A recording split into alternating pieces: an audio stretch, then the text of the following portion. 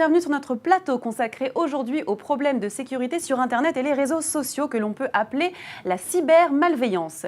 Le nombre de personnes victimes de cyberattaques est en constante augmentation.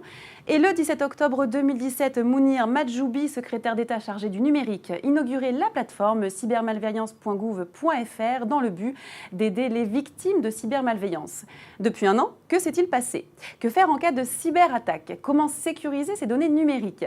Pour répondre à ces questions et bien d'autres, à mes côtés, deux experts, Jérôme Notin, directeur général, et Adrienne Charmé, chargée de mission relations institutionnelles au sein de la plateforme cybermalveillance.gouv.fr. Bonjour. Bonjour.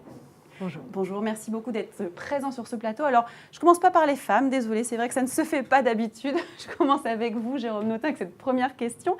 Pouvez-vous nous expliquer en quelques mots ce qu'est la plateforme cybermalveillance.gouv.fr et qu'entend-on par une cyberattaque? Alors, vous l'avez évoqué, les attaques augmentent. Les attaques augmentent sur les réseaux gouvernementaux et l'État se protège avec l'ANSSI. Par contre, lorsqu'on est un citoyen, une PME ou une collectivité, il n'y avait pas d'outils pour aider les victimes lorsqu'elles étaient victimes de cybermalveillance.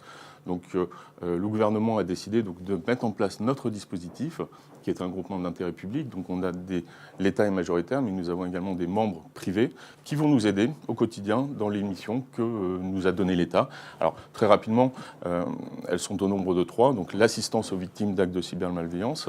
La seconde mission est la mission de sensibilisation. Il est fondamental que les gens connaissent les bonnes pratiques pour se protéger. Et puis, la troisième mission, qui viendra un petit peu plus tard, c'est l'observateur de la menace. Quel est le nombre d'attaques, quel est le type d'attaque qui touche aujourd'hui nos populations? On ne le sait pas, on sait le nombre de plaintes, mais on ne sait pas au final, est-ce que c'est 1% des victimes, 5% des victimes qui vont déposer plainte.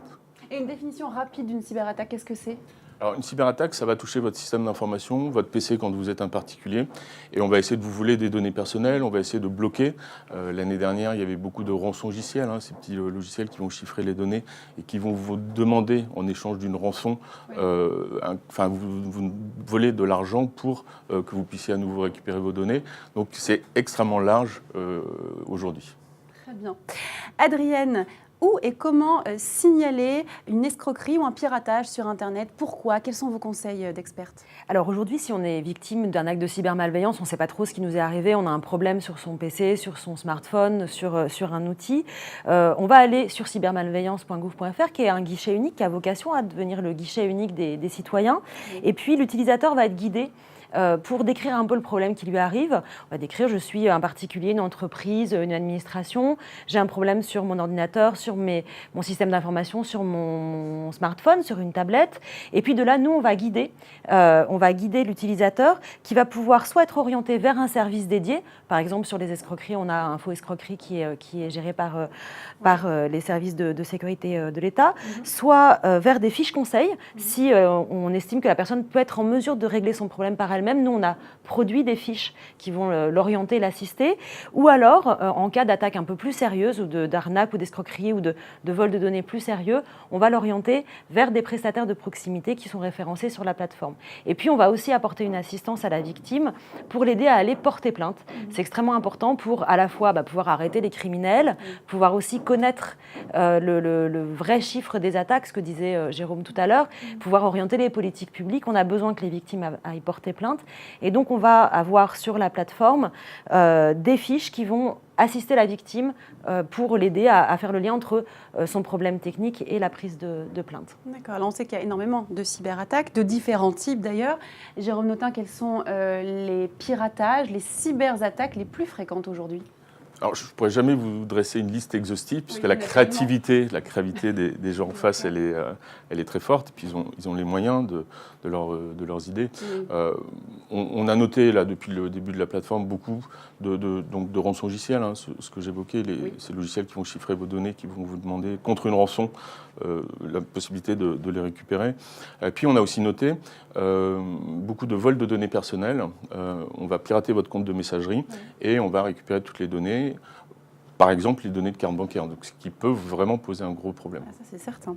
Alors, pourquoi il est important, Adrienne Charmé, de sécuriser notamment son téléphone mobile. On parle du téléphone parce qu'on l'utilise régulièrement et fréquemment. Quels sont également là vos conseils à suivre? Alors effectivement, le téléphone mobile aujourd'hui ou la tablette sont devenus des outils extrêmement courants sur lesquels on ne pense pas forcément à l'ensemble des données qu'on peut avoir et qui est très très important. Aujourd'hui, c'est important de protéger son téléphone ou sa tablette pour plusieurs raisons. D'abord, si on le perd, ce qui peut être fréquent parce qu'on se promène avec, on se balade avec, ou si on se le fait voler, on a des risques de piratage, de demande de rançon ou d'usurpation d'identité. Donc aujourd'hui, pour protéger ces appareils mobiles, ce qui est important, c'est de penser à un bon code de déverrouillage, un bon code PIN ou une phrase de passe. Faire des mises à jour, c'est extrêmement important pour pouvoir boucher les failles de sécurité, les réparer. Faire des sauvegardes très régulières. Ça, on ne le dit pas assez. De pouvoir récupérer en cas de perte de son appareil, non seulement ses carnets de contact, mais aussi l'ensemble des données qui sont sur les appareils. Et puis, faire attention à aller installer ces applications sur les sites officiels via les canaux officiels et consulter les avis des utilisateurs.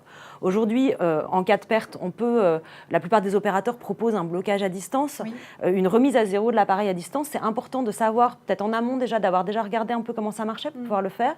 Et puis, ce qui est très important, c'est de changer le mot de passe de sa messagerie, parce que c'est souvent par la messagerie que les attaquants vont aller récupérer les autres mots de passe de tous les autres services, d'aller chercher à réinitialiser. Donc voilà, sur les appareils mobiles, ça fait partie des choses les plus importantes à faire. Sur les appareils mobiles, vous parlez des mots de passe. Justement, très souvent, on utilise les mêmes mots de passe pour tous les appareils. On est ultra connecté avec beaucoup d'objets connectés chez soi ou professionnellement parlant. Quels sont les risques lorsqu'on utilise le même mot de passe pour tous ces comptes? Alors, le risque, c'est qu'une plateforme où vous allez mettre votre login et votre mot de passe se fasse pirater.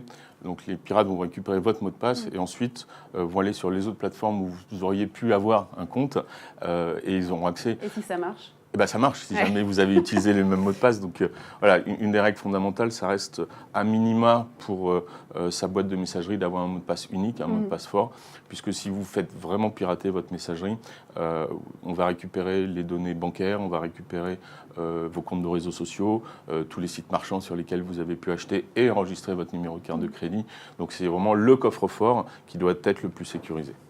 D'ailleurs, on peut rajouter que c'est très important sur ces appareils mobiles comme sur ces appareils fixes de faire attention à ne pas mélanger les usages personnels et professionnels parce qu'on peut avoir, en cas d'attaque, sur des comptes personnels, une contamination sur les comptes professionnels, ça peut poser des problèmes pour son entreprise et en sens inverse, si son entreprise est attaquée, se voir voler aussi ses données personnelles. Donc c'est important de bien séparer les usages. Oui, vous avez raison, c'est important de le spécifier. Moi, je rappellerai juste aujourd'hui qu'on peut vous suivre sur vos réseaux sociaux, les réseaux sociaux Twitter et Facebook de Cybermalveillance et de l'Institut national de la consommation. Sur la plateforme cybermalveillance.gouv.fr, on retrouve également des fiches pratiques avec des conseils sur la sécurité, comment se prémunir de ces risques et savoir quoi faire. En tout cas, merci à tous les deux d'avoir été présents pour nous parler de ce sujet de sécurité. Merci. Et merci à vous de nous avoir suivis. À très bientôt.